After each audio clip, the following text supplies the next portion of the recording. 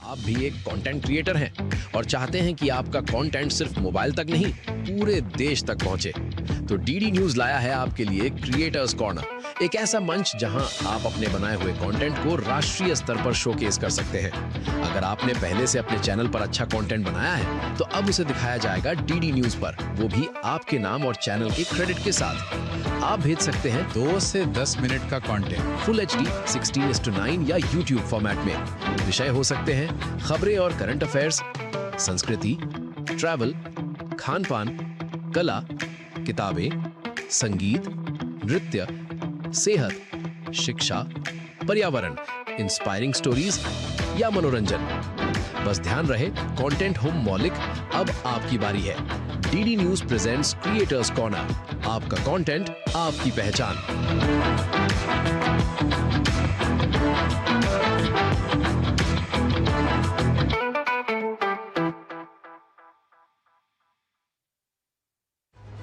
भारत की सेना ने स्ट्राइक की है।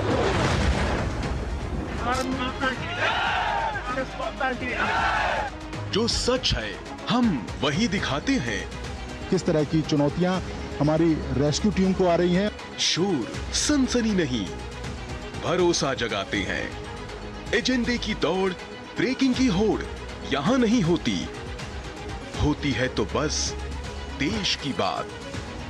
गांव, गरीब, किसान, युवा के साथ नारी शक्ति की, भारत के हर कोने की आवाज, दुनिया में देश के परचम की बात, देश की धड़कन, भरोसा देश का।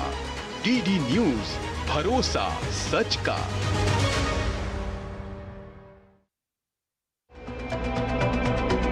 सोचिए, वो तारा जो रात को टिमटिमाता है, जिसका प्रकाश निकला था। और एक्सप्रेस में ब्रेक के बाद का स्वागत है। रुक करते हैं खबरों का एक्सप्रेस अंदाज में। संसद का बजट सत्र जारी। सत्र के 12वें दिन भी आज के बजट पर चर्चा, विधायी कार्यों को सूचीबद्ध किया गया।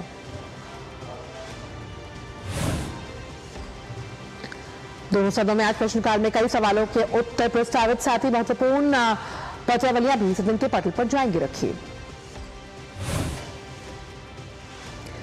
केंद्रीय श्रम मंत्री डॉक्टर मनसुख मांडविया लोकसभा में औद्योगिक संबंध संहिता संशोधन बिल 2026 पर चर्चा और पारित करने के लिए रखेंगे प्रस्ताव। इस बिल को कल लोकसभा में पेश किया जाएगा।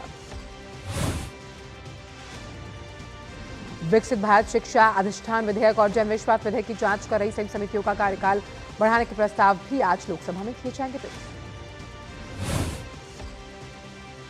राज्यसभा में आम बजट पर चर्चा जारी। बजट पर चर्चा के दौरान केंद्रीय वित्त मंत्री निर्मला सीतारमण विपक्ष के सवालों का दे सकती हैं जवाब।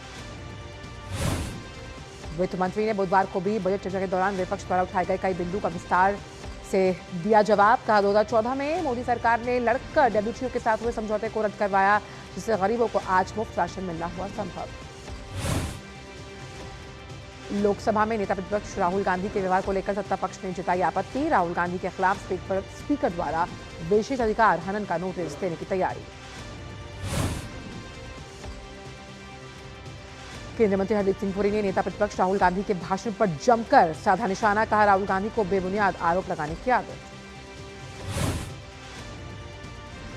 भाजपा सांसद अनिल बलूनी ने नेता प्रतिपक्ष राहुल गांधी पर लोकसभा में बजट पर चर्चा के दौरान सच के बजाय ड्रामा करने और सदन व देश को गुमराह करने का लगाया आरोप। कहा राहुल गांधी ने बजट डॉक्यूमेंट को गलत तरीके से पढ़ा, गलत कोट किया और उसके आधार पर भ्रामक तर्क किए पेश। रोल्स रॉयस के सीईओ ने प्रधानमंत्री से की नई दिल्ली में मुलाकात। इस मुलाकात को लेकर प्रधानमंत्री ने जताई खुशी। प्रधानमंत्री ने एक्स पर लिखा, भारत में अपनी गतिविधियों को बढ़ाने और हमारे नवाचार और गतिशील युवाओं के साथ साझेदारी करने के प्रति रोल्स रॉयस के उत्साह का हम करते हैं स्वागत। केंद्रीय मंत्री पीयूष गोयल ने रोल्स रॉयस के सीईओ के साथ एक महत्वपूर्ण बैठक की। इस दौरान भारत में रोल्स रॉयस के वर्तमान संचालन, निवेश, संभावनाओं, तकनीकी सहयोग को लेकर व्यापक विचार विमर्श किया गया। बैठक में मेक इन इंडिया पहल के तहत विनिर्माण क्षमताओं को सशक्त बनाने और घरेलू वैश्विक बाजारों की बढ़ती जरूरतों को पूरा करने की रणनीतियों पर विस्तार से हुई चर्चा। भाजपा सांसद रवि किशन ने वंदे मातरम गीत पर अपनी प्रतिक्रिया देते हुए कहा कि देश के युवाओं में देशभक्ति का जज्बा बढ़ा। आज देश की धड़कनों में वंदे मातरम है, जिसे देश का हर युवा गुनगुना रहा है। केंद्रीय गृह मंत्री अमित शाह नई दिल्ली में आयोजित कार्यशाला के दौरान केरल के नवनिर्वाचित भाजपा पार्षदों को संबोधित करेंगे। इस कार्यशाला का मुख्य उद्देश्य भाजपा संगठन को और मजबूत बनाना। भारतीय जनता पार्टी के राष्ट्रीय अध्यक्ष नितिन नवीन ने दिल्ली स्थित भाजपा मुख्यालय में केरल से आए 115 पार्षदों के प्रतिनिधिमंडल को किया संबोधित। नितिन नवीन ने प्रतिनिधिमंडल को संबोधित करते हुए कहा कि कार्यकर्ताओं में उत्साह है और प्रधानमंत्री की अगुवाई में जनता का बढ़ता विश्वास केरल की राजनीति में एक नए अध्याय की शुरुआत का संकेत। नई दिल्ली में बीजेपी की 3 दिवसीय कार्यशाला का आयोजन किया जा रहा है, जिसकी शुरुआत कल हुई, जिसमें संगठनात्मक शक्ति, सुशासन, स्थानीय निकाय स्तर पर विकास को गति देने जैसे विषयों पर मंथन किया जाएगा। दिल्ली पहुंचे भारतीय जनता पार्टी के केरल में नवनिर्वाचित पार्षदों ने पार्टी मुख्यालय का दौरा किया। साथ ही पार्षदों ने पार्टी मुख्यालय में श्यामा प्रसाद मुखर्जी और दीनदयाल उपाध्याय की प्रतिमा पर पुष्पांजलि अर्पित की। आज स्वामी दयानंद सरस्वती जयंती है। ये 19वीं शताब्दी के एक महान समाज सुधारक थे। केंद्रीय गृह मंत्री अमित शाह ने किया नमन। प्रधानमंत्री नरेंद्र मोदी ने महर्षि दयानंद सरस्वती को श्रद्धांजलि देते हुए एक्स पर लिखा, उन्होंने शिक्षा को बढ़ावा देने के साथ साथ भारतीय संस्कृति परंपरा की समृद्धि के लिए अतुलनीय योगदान दिया। सामाजिक सुधार के उनके प्रयास देशवासियों के लिए प्रेरणा पुंज बने रहेंगे। मुस्लिम पुरुषों को एक तरफा तलाक का अधिकार देने वाली तलाक हसन समेत दूसरी व्यवस्थाओं के खिलाफ दायर याचिकाओं पर सुप्रीम कोर्ट में सुनवाई। सुप्रीम कोर्ट में सुनवाई के दौरान बताया गया कि ईमेल और सोशल मीडिया के जरिए वर्चुअल तलाक दिया जा रहा है। हालांकि सुप्रीम कोर्ट ने ऐसे मामलों में फिलहाल रोक लगाने से इनकार कर दिया। आज दिल्ली में केंद्रीय मंत्री जयंत चौधरी को डॉक्टर सुकाम मजुमदार ने घरेलू एआई स्टार्टअप फाउंडर्स के साथ बैठक की। चर्चा का केंद्र भारत से दुनिया के लिए स्वदेशी एआई स्टैक विकसित करना और शिक्षा क्षेत्र में एआई के प्रभावी एकीकरण पर रहा जोर। ईडी ने मनी लॉन्ड्रिंग निवारण अधिनियम के तहत मौलाना शमसुल हुदा खान के 2 ठिकानों पर छापेमारी की। ये छापेमारी उत्तर प्रदेश के संत कबीरनगर और आजमगढ़ में की गई।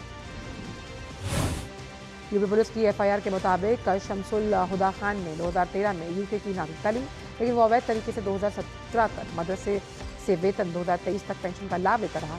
जांच में जो तमाम खाते थे उनमें 5 करोड़ से ज्यादा की राशि का खुलासा हुआ। असम के मुख्य निर्वाचन अधिकारी अनुराग गोयल ने बताया कि आगामी विधानसभा चुनावों से पहले मतदाता सूची को दुरुस्त करने का काम पूरा कर लिया गया। असम में विशेष पुनरीक्षण यानी एसआईआर के दौरान करीब 2.5 लाख संदिग्ध मतदाताओं यानी डी वोटर्स के नाम हटा दिए गए। साथ ही मुख्यमंत्री हेमंत बिस्वा शर्मा ने संकेत दिए कि आगामी विशेष गहन पुनरीक्षण के बाद भी संदिग्ध नाम हटाए जा सकते हैं। असम के मुख्यमंत्री ने कहा कि अवैध विदेशियों और बांग्लादेशियों के खिलाफ असम की लड़ाई लगातार जारी रहेगी। सीबीएसई इस वर्ष से कक्षा 12वीं की उत्तर पुस्तिकाओं के मूल्यांकन के लिए ऑन स्क्रीन मार्किंग प्रणाली करेगी लागू। कक्षा 10 की कॉपियों का मूल्यांकन पहले की तरह किया जाएगा। परीक्षा नियंत्रक संयम भारद्वाज का कहना है कि सीबीएसई के इस कदम से पारदर्शिता और दक्षता बढ़ेगी। मैनुअल हस्तक्षेप कम, जोड़ घटाने की त्रुटियां समाप्त होंगी। केंद्रीय शिक्षा मंत्री धर्मेंद्र प्रधान ने दिल्ली के आईटी में 2 छात्रावासों का किया शिलान्यास। दोनों छात्रावास में करीब 3000 छात्र छात्राओं की रहने की सुविधा।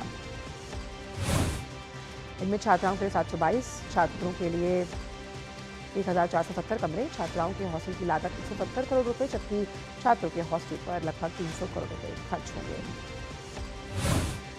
तेलंगाना में नगर निगम चुनावों के दौरान आईएएस अधिकारियों के बड़े पैमाने पर तबादलों ने राजनीतिक विवाद किया खड़ा। केंद्रीय मंत्री जी किशन रेड्डी ने कांग्रेस सरकार पर चुनावी आचार संहिता और संवैधानिक मर्यादाओं के उल्लंघन का लगाया गंभीर आरोप। प्रसार भारती और इंडिया एआई के बीच एमओयू पर हस्ताक्षर किया गया। यह समझौता भारत को आर्टिफिशियल इंटेलिजेंस के क्षेत्र में आत्मनिर्भर और वैश्विक नेतृत्व की दिशा में आगे बढ़ाने वाला कदम। दिल्ली की मुख्यमंत्री रेखा गुप्ता की अध्यक्षता में हुई कैबिनेट की बैठक में मेट्रो फेज 5 को स्वीकृति दी गई। इस महत्वाकांक्षी परियोजना के तहत कुल 16 किलोमीटर की लंबाई वाली 3 नए कॉरिडोर विकसित किए जाएंगे, जिनमें 13 मेट्रो स्टेशन होंगे शामिल। मेट्रो फेज 5A परियोजना की अनुमानित लागत 12,014.91 करोड़ रुपए, जिसमें दिल्ली सरकार का बजटीय हिस्सा 29,140.46 करोड़ रुपए की निर्धारित किया गया। वहीं इस परियोजना को पूरा करने का लक्ष्य 2028। गोवा में जारी मतदाता सूची के एसआईआर के तहत अंतिम मतदाता सूची 14 फरवरी को की बजाय 21 फरवरी को प्रकाशित की जाएगी।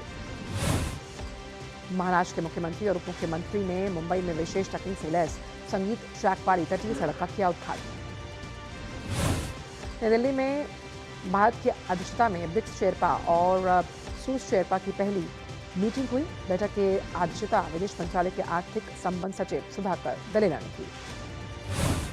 भारत के अंतरिक्ष यात्री शिवांशु शुक्ला ने गगनयान मिशन की जटिलताओं के बावजूद निरंतर उत्साह के साथ आगे बढ़ने के महत्व पर दिया जोर। गगनयान मिशन का उद्देश्य 2027 में 3 सदस्यीय दल को अंतरिक्ष में भेजना है।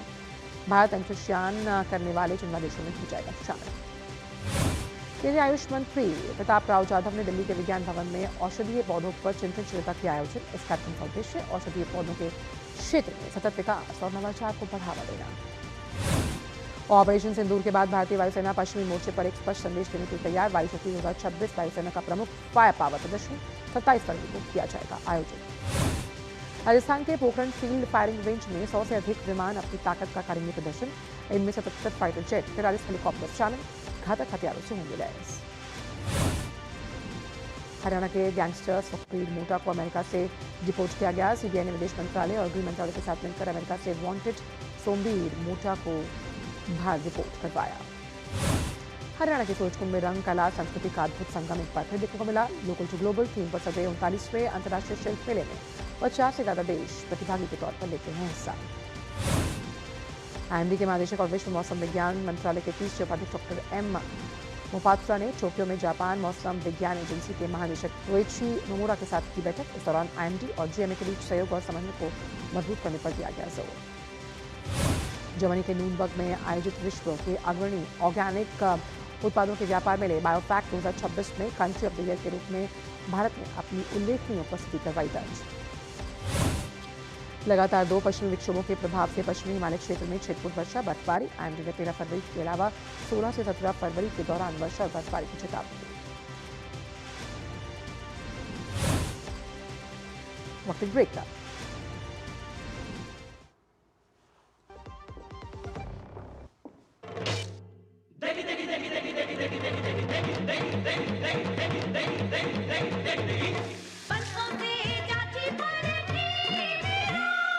MDH की देगी मिर्च, देगी मिर्च का तड़का, अंग अंग फड़का। MDH की देगी मिर्च, मेरी पसंद, मेरी पसंद, मेरी पसंद, मेरी पसंद है, हमारी पसंद, हम सबकी पसंद। मजबूत देश का मजबूत सरिया हो गया स्टील। विभाग अनेक, कंप्लेंट बॉक्स 1। किसी भी सरकारी दफ्तर, विभाग या बैंक से जुड़ी शिकायत के लिए pgportal.gov.in पर जाएं, रजिस्टर करें, संबंधित विभाग चुनें, शिकायत दर्ज करें और ट्रैकिंग आईडी नोट करें। एसएमएस या ईमेल पर एक्नॉलेजमेंट पाएं और शिकायत का जवाब सीधे मंत्रालय से प्राप्त करें। अब तक 1 करोड़ 12 लाख से अधिक भारतीयों ने भरोसा जताया। सीपी ग्राम्स, आपकी हर शिकायत का हल। अभी शिकायत दर्ज करें pgportal.gov.in। हर जीत की शुरुआत होती है छोटे छोटे कदमों से और हर छोटी तैयारी बदल सकती है पूरा नतीजा। क्योंकि मैदान हो या जिंदगी, छोटी से छोटी तैयारी ही देती है प्रोटेक्शन और प्रोटेक्शन ही देता है भरोसा। जैसे LIC की बीमा लक्ष्मी, एक खास प्लान सिर्फ महिलाओं के लिए, जहां छोटी बचत दे बड़ी सुरक्षा, ताकि जिंदगी के हर मैदान में आप रहे हर पल के लिए रेडी। LIC बीमा लक्ष्मी, रखे हर पल के लिए रेडी। ब्रेक के बाद का स्वागत करते हैं अन्य खबरों का एक्सप्रेस अंदाज में।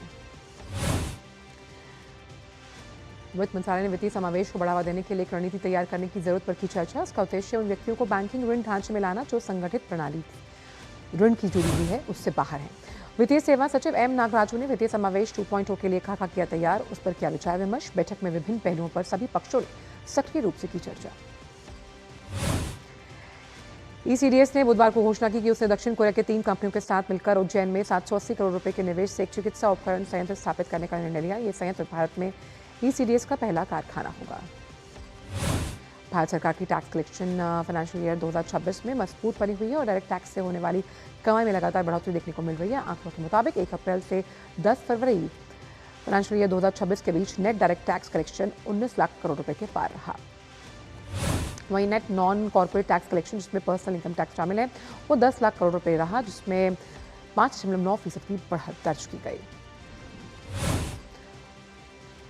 उत्तर प्रदेश सरकार ने बुधवार को विधानसभा में 2026-27 का बजट किया पेश। वित्त मंत्री सुरेश कुमार खन्ना ने बजट पेश करते हुए सदन में कहा, अवस्थापना और औद्योगिक विकास की योजनाओं के लिए 27,000 करोड़ रुपए की व्यवस्था प्रस्तावित, जो कि वर्ष 2025-26 की तुलना में 13% अधिक है। सोने चांदी की कीमत में मंगलवार को गिरावट। M6 पर दोनों धातुएं गिरावट के साथ खुली। बाजार खुलते ही अप्रैल डिलीवरी वाला सोना 800 रुपये से ज्यादा गिरा। वहीं मार्च डिलीवरी वाली चांदी भी 3,000 रुपये से ज्यादा लुढ़क गई। केंद्रीय संचार मंत्री ज्योतिरादित्य सिंधिया ने लोकसभा में सवाल का जवाब देते हुए बताया कि भारत ने 4G में दुनिया को फॉलो किया, 5G में दुनिया के साथ कदम से कदम मिलाकर आगे बढ़ा और अब 6G में दुनिया की अगुवाई करेगा। सिंधिया ने कहा, वर्तमान में 40 करोड़ नागरिक 5G सेवाओं से लाभान्वित हो रहे हैं। 2030 तक का ये संख्या है, ये बढ़कर 1 अरब होने की उम्मीद। धातु, तेल, गैस, बिजली समेत विभिन्न कारोबार से जुड़ी वेदांता लिमिटेड ने अपने कुल कार्यबल में महिलाओं की भागीदारी को बढ़ाकर 50% करने का लक्ष्य रखा। कंपनी ने बुधवार को एक बयान में ये बात कही। ट्रैक्सन की एक रिपोर्ट के अनुसार दिल्ली NCR में प्रौद्योगिकी क्षेत्र में कुल वित्त पोषण 2025 में 9% बढ़कर $2.9 अरब था। इसका मुख्य कारण अंतिम चरण के निवेश में भारी उछाल और वाहन प्रौद्योगिकी क्षेत्र का अच्छा प्रदर्शन। भारत में दौड़ी इलेक्ट्रिक वाहनों की रफ्तार। जनवरी में पैसेंजर व्हीकल्स की बिक्री 54% उछली। फाडा के आंकड़ों के मुताबिक इलेक्ट्रिक यात्री वाहनों की रिटेल बिक्री सालाना आधार पर 18,470 वाहन हुई। पिछले साल जनवरी में ये 11,935 वाहन थी। वहीं जनवरी में इलेक्ट्रिक दोपहिया की खुदरा बिक्री सालाना आधार पर 24% बढ़कर 1,22,812 वाहन हुई, जबकि जनवरी में 2025 में आंकड़ा 97,399 था। दोपहिया सेगमेंट में अगर इलेक्ट्रिकल व्हीकल्स की बात की जाए तो वो 6.5% रही, जो कि एक साल पहले 6.4% के आंकड़े से थोड़ी ज्यादा है। RBI द्वारा बैंकिंग समय नकदी बढ़ाने, सरकारी खर्च को बढ़ाने के बाद वाणिज्यिक बैंकों ने फरवरी के पहले 10 दिनों में 1 लाख करोड़ रुपए से अधिक का सर्टिफिकेट ऑफ डिपॉजिट किया जारी। प्राइम डेटाबेस के आंकड़ों के अनुसार फरवरी में अब तक बैंकों में 1.21 लाख करोड़ रुपए की CD जारी की गई, जबकि जनवरी में ये राशि 1.48 लाख करोड़ रुपए थी। 31 जनवरी को CD पर बकाया राशि 5.8 लाख करोड़ रुपए के रिकॉर्ड स्तर पर। सेबी चेयरमैन तोइन कांत पांडे ने बुधवार को छोटे और मझोले उद्यमों द्वारा नियामकीय छूटों के दुरुपयोग की घटनाओं पर चिंता जताई। उन्होंने कहा कि इन घटनाओं में धन का गबन, बाजार में हेरफेर जैसी गड़बड़ियां शामिल, जो निवेशकों के भरोसे पर नुकसान पहुंचाती हैं। पांडे ने MSME प्लेटफॉर्म के महत्व को बताया। कहा कि सेबी ने SME ढांचे को मजबूत किया ताकि केवल ठोस ट्रैक रिकॉर्ड वाली कंपनियां सार्वजनिक बाजारों तक पहुंच पाएं, और साथ ही सेबी लिस्टिंग नियमों की व्यापक समीक्षा कर रहा है। कॉर्पोरेट बॉन्ड बाजार की बहाली के शुरुआती अनुमान मिलने लगे हैं। भारतीय लघु उद्योग विकास bank, national bank for financing infrastructure यानी कि नेफेड और हाउसिंग कॉर्पोरेशन डेवलपमेंट हुडको ने 13,500 करोड़ रुपए के लक्ष्य के मुकाबले करीबन 12,000 करोड़ रुपए जुटाए। नकदी की स्थिति में सुधार और दरों में कमी के कारण इन संस्थाओं में कम दरों पर धन जुटाया। इसके अलावा नाबार्ड और पावर फाइनेंस कॉर्पोरेशन की अगर बात की जाए तो 10,000 करोड़ रुपए या उससे अधिक जुटाने के लिए बॉन्ड बाजार में उतरने की योजना बना रहे हैं।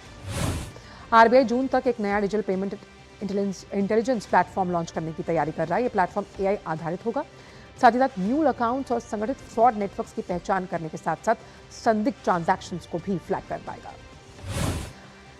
अमेरिकी राष्ट्रपति ने दावा किया कि अमेरिका अब दुनिया का सबसे बड़ा ऊर्जा उत्पादक देश बना, तेजी से एनर्जी एक्सपोर्टर भी बना। उन्होंने कहा, ये व्यापार समझौतों से अमेरिकी कोयले की निर्यात में बड़ी बढ़ोतरी है। अमेरिकी राष्ट्रपति ने इतिहास की सबसे बड़ी मध्यम वर्गीय टैक्स कटौती पर हस्ताक्षर किए, जो अब तक के सबसे बड़े टैक्स रिफंड सीजन के तौर पर देखा जा रहा है। व्हाइट हाउस की प्रेस सचिव ने बताया कि कदम अमेरिकी नागरिकों को अपनी मेहनत की कमाई के अधिक हिस्से के रूप में अधिकार देने के लिए उठाया गया। रिपब्लिकन का मानना है कि टैक्स कटौती लंबे समय से लंबित राहत प्रदान करेगी। इसमें ओवरटाइम और सोशल सिक्योरिटी पर कोई टैक्स नहीं लगेगा। साथ ही नए अमेरिकी निर्मित वाहनों के ऑटो लोन के ब्याज में भी कटौती की जाएगी। राष्ट्रपति डोनाल्ड ट्रंप ने सोशल मीडिया ट्रूथ पर एक बयान जारी किया। कहा, रिपब्लिकन नेता टैरिफ के खिलाफ वोट देंगे, उन्हें गंभीर परिणामों का सामना करना पड़ेगा, जिससे आगामी प्राइमरी चुनाव भी शामिल है। उन्होंने दावा किया कि टैरिफ की वजह से अमेरिका का व्यापार घाटा 78% घटा है। ट्रंप ने यह बताया कि डाउ जोन्स इंडेक्स 50,000 के पार पहुंचा, S&P इंडेक्स 7,000 के करीब, जो कि एक साल पहले एकदम असंभव था। उन्होंने कहा कि टैरिफ न केवल अमेरिकी अर्थव्यवस्था को फायदा पहुंचा रहा है, बल्कि राष्ट्र की सुरक्षा को भी कर रहा है मजबूत। इजरायली प्रधानमंत्री नेतन्याहू ने वॉशिंगटन स्थित ब्लेयर हाउस में अमेरिकी विदेश मंत्री के साथ की मुलाकात। ये बैठक व्हाइट हाउस में राष्ट्रपति डोनाल्ड ट्रंप के साथ होने से पहले हुई। इस दौरान प्रधानमंत्री नेतन्याहू ने विदेश मंत्री मार्को रूबियो की उपस्थिति में बोर्ड ऑफ पीस के सदस्य के रूप में हस्ताक्षर किए। माना जा रहा है कि ये पहल क्षेत्रीय स्थिरता, शांति प्रक्रिया के प्रयासों को आगे बढ़ाने के उद्देश्य से की गई। बांग्लादेश में आज कड़ी सुरक्षा के बीच राष्ट्रीय संसदीय चुनाव के लिए मतदान हो रहा है। मतदान सुबह 7:30 बजे से शुरू हो चुका, शाम 4:30 बजे तक चलेगा। 299 क्षेत्रों के लिए करीबन 42,000 से ज्यादा मतदान केंद्रों पर हो रही है वोटिंग।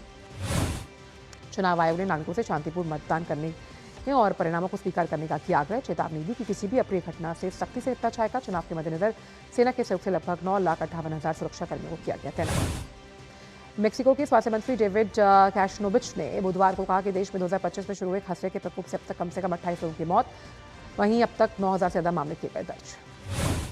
मेक्सिको के पास 28 मिलियन खसरे के वैक्सीनेशन खुराकें उपलब्ध, जिन्हें बांटा जाएगा। राष्ट्रपति शेनबाम ने कहा कि ये खुराकें पर्याप्त, कुछ खुराकें बच जाएंगी। मेक्सिको के रक्षा मंत्रालय ने 2026 फीफा विश्व कप के दौरान स्टेडियम और फैन जोन की सुरक्षा के लिए इस्तेमाल किए जाने वाले काउंटर ड्रोन सुरक्षा प्रणाली को किया प्रदर्शन। म्यांमार की प्रभावशाली जातीय सेना के प्रमुख वैश्विक नेताओं पर नागरिकों पर जारी घातक जंटा हवाई हमलों की अनदेखी करने का आरोप लगाया और कहा कि इस संघर्ष में केवल चीन ही हस्तक्षेप कर रहा है। ब्यूनस आयर्स में एक्टिविस्ट समूहों ने सेनेटर्स के द्वारा बहस किए जा रहे श्रमिक सुधार विधेयक के खिलाफ विरोध प्रदर्शन किया। हिंसा भड़क उठी। कनाडा के एक स्कूल में हुई गोलीबारी में 10 लोगों की मौत, वहीं 25 लोग घायल। हाल ही के वर्षों में सबसे घातक घटनाओं में से एक।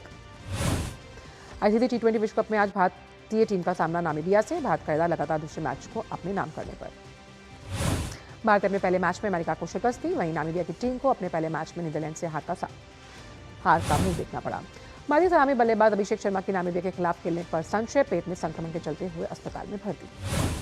आईसीसी टी20 विश्व कप में आज के मुकाबले में पलेकेले में श्रीलंका का सामना ओमान से। श्रीलंका ने अभी तक ओमान के खिलाफ 3 अंतर्राष्ट्रीय मैच खेले और तीनों में जीत हासिल की। एक अन्य मुकाबले में नेपाल का सामना इटली से। इंग्लैंड के खिलाफ करीबी मुकाबले में मिली हार से उभरकर नेपाल की टीम जीत के इरादे से उतरेगी मैदान पर। शेरफेन, रदरफोर्ड के अर्धशतक और गुराकेश मोदी के 3 विकेट की मदद से वेस्टइंडीज ने आईसीसी टी20 विश्व कप में लगातार दूसरी जीत हासिल की। वेस्टइंडीज ने इंग्लैंड को 30 रन से हराने में सफलता पाई। रदरफोर्ड ने नाबाद 76 रन की पारी खेली, वहीं गुराकेश मोती ने 3 विकेट लेने में सफलता पाई। जीत के लिए 197 रन के लक्ष्य का पीछा करते हुए इंग्लैंड की टीम 166 रन बना पाई। विश्व कप में ऑस्ट्रेलिया ने अपने अभियान की शुरुआत जीत के साथ की है। टीम ने अपने पहले मुकाबले में कोलंबो में आयरलैंड की टीम को 67 रन से हराया। आयरलैंड को जीत के लिए 183 रन की दरकार, लेकिन आयरिश टीम ने 115 रन पर ही वो सिमटी। ऑस्ट्रेलिया के लिए मार्क्स स्टोइनिस ने सबसे ज्यादा 45 रन बनाए। अनिश भानवाला ने एशियाई निशानेबाजी चैंपियनशिप में पुरुषों के 25 मीटर रैपिड फायर स्पर्धा में कांस्य पदक जीत लिया। अनिश का एशियाई चैंपियनशिप में तीसरा पदक। वर्ल्ड पैराथलेटिक्स ग्रां प्री में भारतीय खिलाड़ियों का शानदार प्रदर्शन। भारत के दिलीप गावित ने 100 मीटर T40 के फाइनल में जीता स्वर्ण। एफआईएच पुरुष प्रो लीग में आज भारत का सामना अर्जेंटीना से। पहले मुकाबले में टीम इंडिया को बेल्जियम के हाथों हाथ का सामना करना पड़ा। मैनचेस्टर सिटी ने प्रीमियर लीग में फुलहैम को 3-0 से हराया। जीत के साथ सिटी अंक तालिका में आर्सेनल के बाद दूसरे स्थान पर मजबूती से बनी हुई है। प्रीमियर लीग के एक अन्य मुकाबले में लिवरपूल ने सनडरलैंड पर 1-0 से रोमांचक जीत हासिल की। जीत के साथ लिवरपूल 6ठे स्थान पर। बर्नले ने रोमांचक मुकाबले में क्रिस्टल पैलेस को 3-2 से हराने में सफलता पाई। मैच के 5 गोल पहले हाफ में देखने को मिले। एक्सप्रेस 100 में इतना ही। दीजिए इजाजत, नमस्कार।